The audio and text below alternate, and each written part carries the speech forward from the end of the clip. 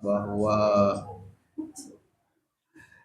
seorang sahabat Imam Ali bin Abi Thalib alaihissalam yang bernama Kumail bin Ziyad, doa yang kita baca tadi adalah doa Kumail, doa dengan nama dia yang bernama Kumail bin Ziyad An-Nakhai.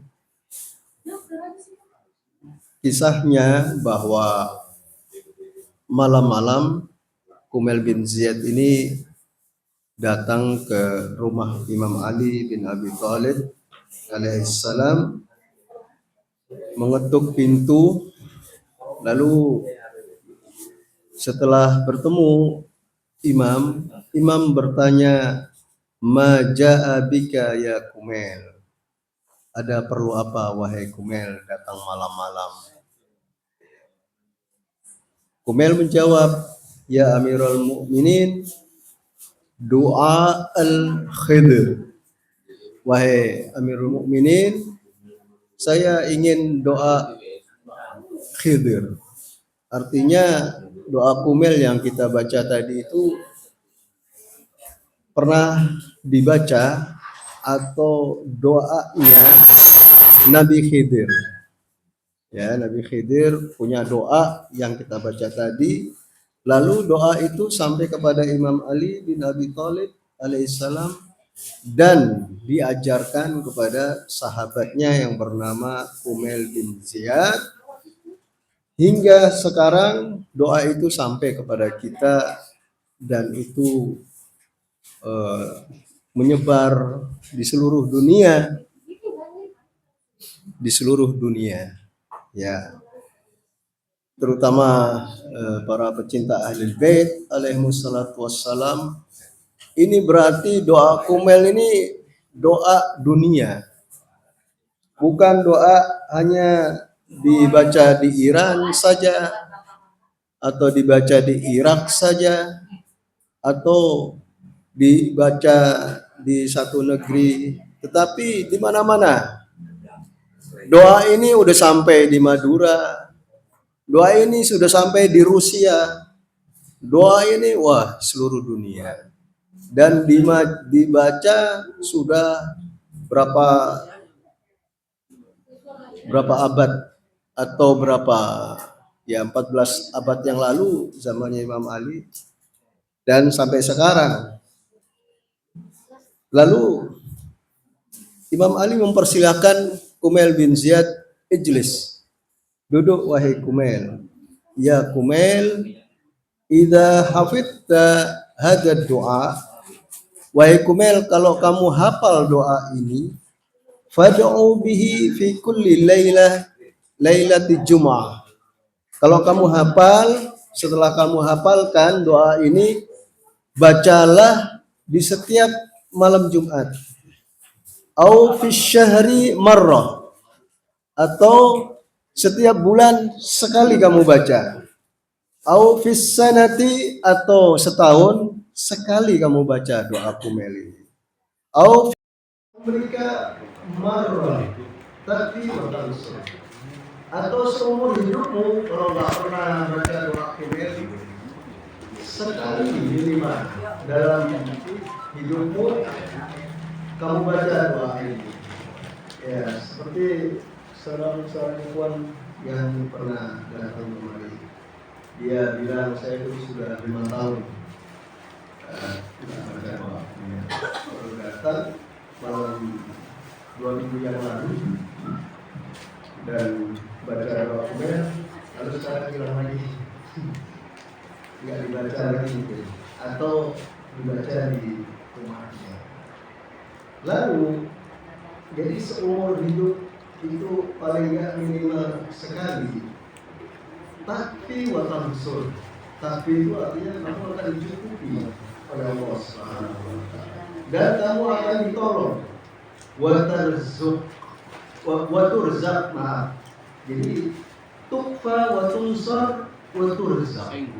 Kamu akan dicukupi, kamu akan ditolong, dibantu oleh Allah Subhanahu wa Ta'ala. Kamu akan diberi rezeki.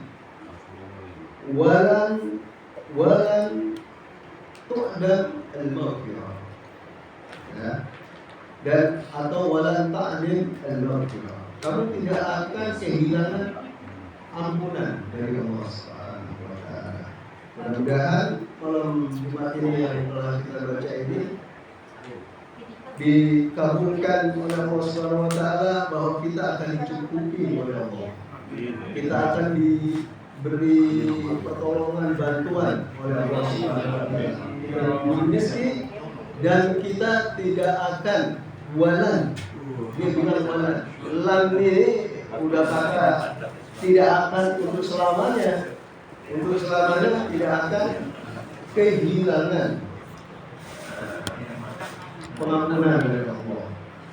Kemudian ya Umair kembali mengatakan kepada Umair pesan, "Aujid laka tulas suhbah an najuda laka bima sa'al." Wahai Umair, jadi Imam Ali minta supaya kita selalu bersama, ya. Kamu menjadi temanku dan kamu tidak. Kemudian baru Imam Ali membacakan doa ini, Allahumma inni as'aluka rahmatika allati wasi'at kulla syai' sampai akhir. Ya.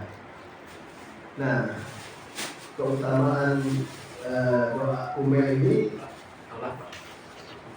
itu kalau sunnahnya dibaca di waktu nisfu Sya'ban atau malam Jumat, ya, atau malam Jumat, itu manfaatnya untuk mencegah atau untuk membentengi dari musuh, ya. Kejahatan musuh itu dihalangi berkat doa Umair ini. Misalkan musuh akan punya niat untuk berbuat jahat, maka Allah halangi.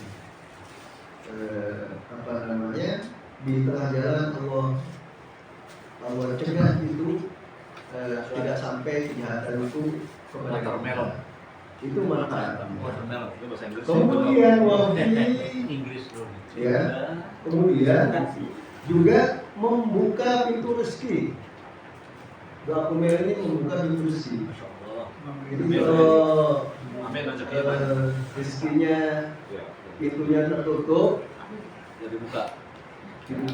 Amin. Sebetulnya ada kuncinya nggak itu kira-kira? Ya kuncinya doa Umair nih. Oh iya. Barangkali ya kita setahun nih doa Umair malam Jumat. Ya, tiap malam Jumat Umair. Barangkali dalam satu aja masa Allah akan mengabulkan ya doa ini. Kemudian juga wafi ghufranid dzunub, ya, juga membuka pintu pengampunan atas dosa-dosa orang yang membaca doa Umair.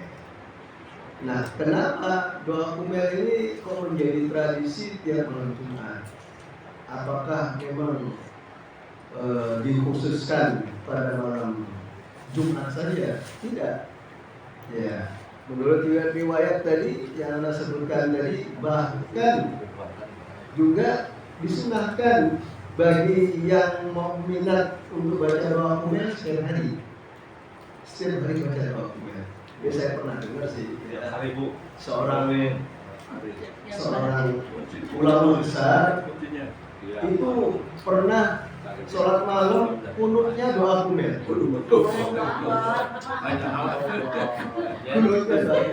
Jangan sebutin sampai apa.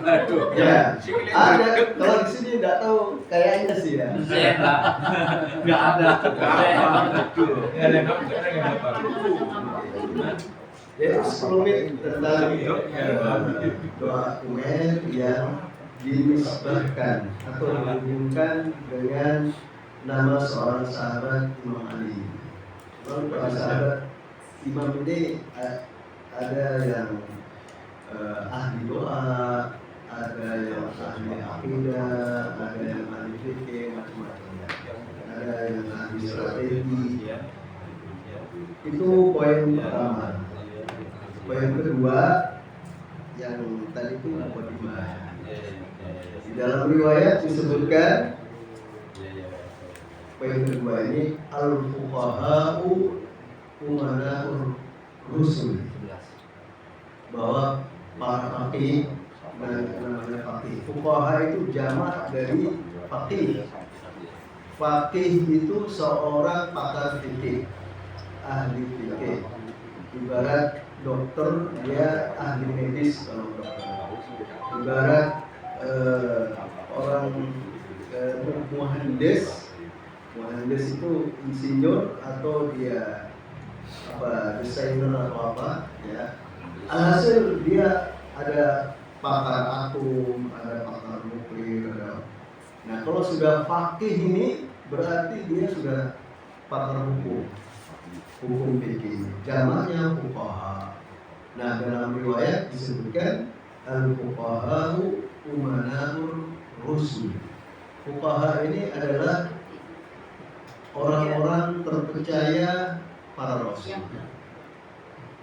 Umat manusia di sepanjang masa dari Nabi Adam, dari zaman Nabi Adam sampai akhir zaman, itu tidak pernah lepas dari seorang figur bagi umat manusia.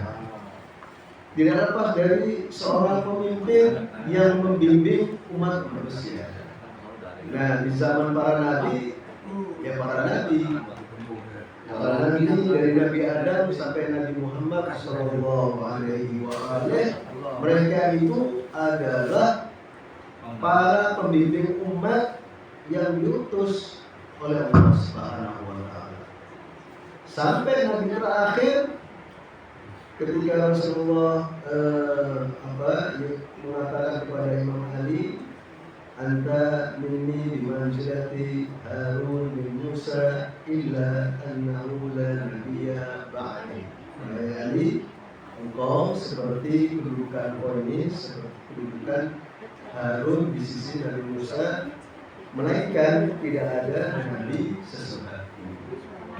Dan di dalam Al-Quran juga dikatakan demikian, bahwa Rasulullah Sallallahu Alaihi Wasallam dikatakan beliau ini bukan seperti yang dipanggil bapak oleh anaknya di antara kalian, bukan.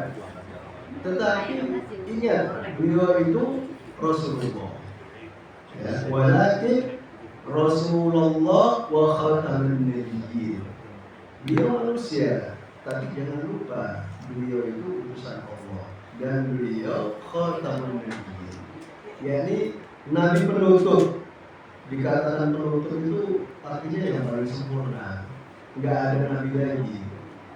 Bahwa para nabi sebelumnya itu mengantarkan misinya itu kepada Rasulullah Shallallahu Alaihi Wasallam pada puncaknya, dan ajaran yang dibawa oleh Rasulullah itu ajaran mendunia, ajaran universal. Makanya Islam itu agama universal, agama bukan hanya khusus untuk bangsa Arab, tetapi juga untuk bangsa-bangsa lain.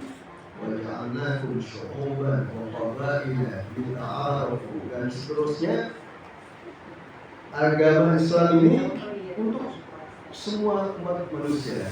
Karena itu pertama kali Rasulullah menyampaikan Islam ini, para pengikutnya dari para Buddha, ada yang kulit hitam, ya, Bilal, ada yang dari Persia, Salman, ada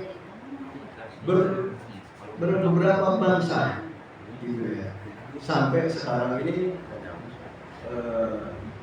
Islam dianut oleh semua bangsa, di Cina, di Jepang, dan seterusnya ya. Bhinneka Tunggal Ika agamanya Islam. Nah, sampai di akhir Rasulullah sebagai nabi terakhir, gak ada nabi. tidak ada nabi lagi. Rasulullah mengatakan bahwa aku tinggalkan kepada kalian kitabullah wa ikratul ahlil bait. Hadis sabda itu artinya bahwa Rasulullah ingin mengenalkan kepada umatnya ikrah, yaitu para imam. Nah, para imam disebutkan nama-namanya dari Imam Ali sampai Sayyidul Asri wal Zaman. Nah, Imam Zaman sekarang gaib. Tadi dikatakan prinsipnya apa? Prinsipnya bahwa setiap umat manusia, setiap zaman dan setiap tempat, setiap zaman ya. Setiap zaman pasti ada seorang pemimpin yang menyertai umat manusia untuk membimbing umat manusia. Nah, setelah beliau gaib, beliau mengatakan dari ayatnya Imam Hasan Al-Askari, "Man kana minkum al-fuqaha sha'inan bi nafsihi, hafizan bi dinihi, mukhalifan bi hawa, muti'an bi amri maula, falil Allah an yuqallidu." Kalau di antara kalian, ini Imam Hasan Al-Askari hadisnya, di antara kalian yang telah menjadi seorang faqih dengan kriteria. Apa kriterianya? Bisa menjaga dirinya, posisi dirinya bahwa saya seorang tokoh agamawan yang menerima ilmu Ahlul Bait alaihi wassalatu wassalam, mendalami ilmu agama, dan saya punya tanggung jawab untuk menyampaikan ilmu itu kepada umat Rasulullah Sallallahu Alaihi Wasallam. Nah, inilah dia juga menjaga agamanya dari penyelewengan, dari penafsiran, dari pemahaman yang keliru. Kemudian juga dia menentang hawa nafsunya, mukhalifan bi hawa. Dia harus menentang hawa nafsunya. Alhasil fuqaha ini syaratnya ada dua yang utama. Ada banyak syarat. Syaratnya dua yang utama. Yang syarat yang pertama, yakni dia harus mukhalifan li hawa. Dia harus menentang hawa nafsunya, keinginannya, hasratnya, hasrat hawa nafsunya. Itu diistilahkan dengan sultan, penguasa internal. Jadi di dalam diri kita ini ada penguasa yang bernama hawa nafsu, dan penguasa ini bisa menjadi Tuhan yang menundukkan kita, yang kita mempersembahkan apa saja untuknya, kita bisa taat kepadanya, melebihi ketaatan kita kepada yang wajib kita taati, Allah, Rasul, dan para imam. Ini disebut dengan sultan dakhili, sultan penguasa internal, yaitu hawa nafsu. Al-Quran sendiri bilang, apa manit takhada ilahu hawa. Tidakkah kamu itu menjadikan hawa nafsu itu sebagai Tuhan, menuhankan hawa nafsu? Ya, tanpa kita sadari, kita semua tidak mungkin bahwa hawa nafsu, penguasa dalam diri kita ini, kita tuhankan. Secara sadar kita, kesadaran kita enggak. Tetapi kadang-kadang kita juga tak sadar bahwa kita ini sedang menuruti hawa nafsu kita. Bahwa kita ini, ya bukan kita, saya. Iya. Saya perhatikan tadi. Jadi itu Al-Quran tapi ngomong begini, ya. Dan makanya seorang faqih itu dia harus melakukan jihad akbar. Kan jihad ada dua, jihad kecil dan jihad besar. Nah, menentang penguasa internal ini itu berarti seorang faqih harus membiasakan diri melawan hawa nafsunya, melawan keinginan pribadinya. Jadi dia seorang faqih, seorang alim ini bukan alim yang menerima suap, menerima sogokan, menerima amplop hasil jadi nomor satu amplopnya. Seorang ustadz besar, mobilnya mewah misalnya, rumahnya menderek, ya.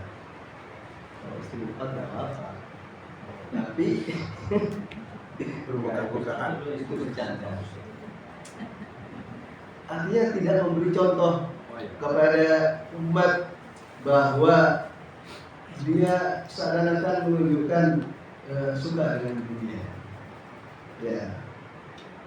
Nah itu tidak menunjukkan mukhalifan li hawa, menentang hawa nafsunya. Jadi seorang faqih itu memang harus zuhud. Dan kita lihat ya sejarahnya yang alhamdulillah kita ini hidup di satu masa yang kita saksikan 3 pemimpin secara bergantian di posisinya sebagai pemimpin yang ketaatan kepadanya itu taat kepada kebenaran. Nah, orang kalau dia menuruti hawa nafsunya, terbiasa menuruti hawa nafsunya, maka kebenaran pun itu harus mengikuti hawa nafsunya dan seterusnya. Kemudian yang kedua yaitu menentang penguasa eksternal. Apa itu? Yaitu menentang taghut, menentang penguasa zalim, penguasa zalim. Kita akan menemukan riwayat bahwa sebaik-baik amal itu adalah protes kepada penguasa zalim. Protes paling berani, protes di depannya. Itu jihad sebaik-baik amal, ya sebaik-baik amal, tapi tetap aja masih dibilang jihad kecil. Karena jihad yang paling terpenting itu adalah dirinya sendiri. Dia harus melawan keakuannya, melawan hawa nafsunya. Bahwa seorang faqih itu dia sudah menang atas dirinya. Dia sudah menaklukkan hawa nafsunya.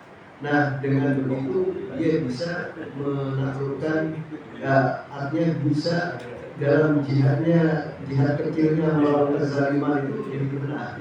Tinggal apakah dia itu cara melawan kaum zalim itu mengikuti sirahnya para imam. Ya, jadi yang bisa kita ambil hikmah pada malam ini, yaitu kita ingin mengenalkan seorang faqih yang dia sebagai orang terpercaya, ketaatan kepadanya itu sama dengan ketaatan kepada Imam Mahdi, dan ketaatan kepada para imam sama halnya ketaatan kita kepada Rasulullah SAW.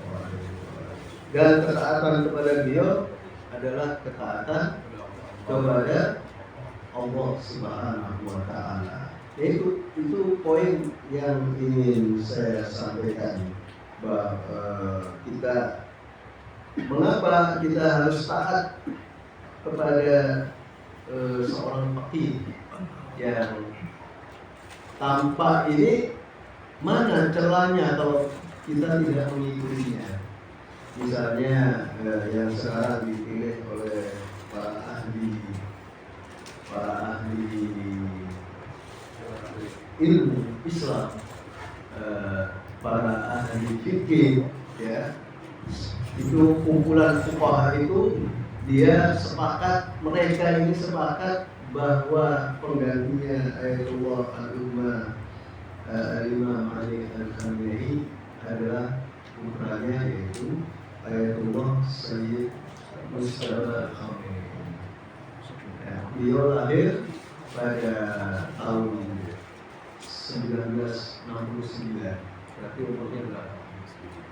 Beliau lahir di Mashhad, putra kedua, dan beliau di masa mudanya menghabiskan waktunya, umurnya dengan belajar, menuntaskan jenjang-jenjang ilmu Hamzah, ya, hingga menjadi sekarang ini Ayatullah. Dan beliau pengalamannya mengajar selama 17 tahun, mengajar di kelas tingkat tertinggi, yaitu Bahthul Kharij.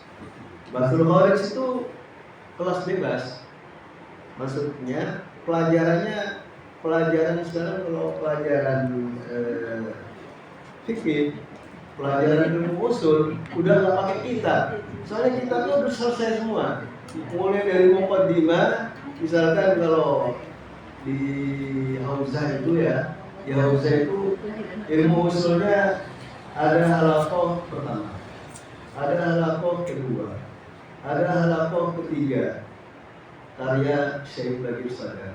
Setelah ini itu ada kifayah, karya siapa namanya, Okul Khurasani, atau muridnya Al-Ansari, Syekh Al-Ansari. Nanti ada kitab lagi nih. Ini masih, kalau halaqah 3 ini itu kelas soto pertama. Ada istilahnya soto. Soto itu bukan soto ya. Pertanyaan. Jadi ada muqaddimah. Kelas muqaddimah itu 5 tahun, dia harus menyelesaikan normalnya 5 tahun. Menyelesaikan ilmu nahwu, ilmu sorof, ilmu ilmu logika, dan ilmu alat. Dia harus selesaikan. Setelah 5 tahun dia lulus, baru dia di tingkat namanya as-satul awal atau as-sutu al-ula. As-sutu al-ula itu ibarat kalau kuliah itu dia S2. Ya. Nanti sutu ini ada 3 lagi, ada 2. Ada sutu pertama, ada sutu pertengahan, ada sutu tingkat tinggi. Sutu tingkat tinggi. Setelah sutu tingkat tinggi ini baru masuk ke Bahthul Kharij.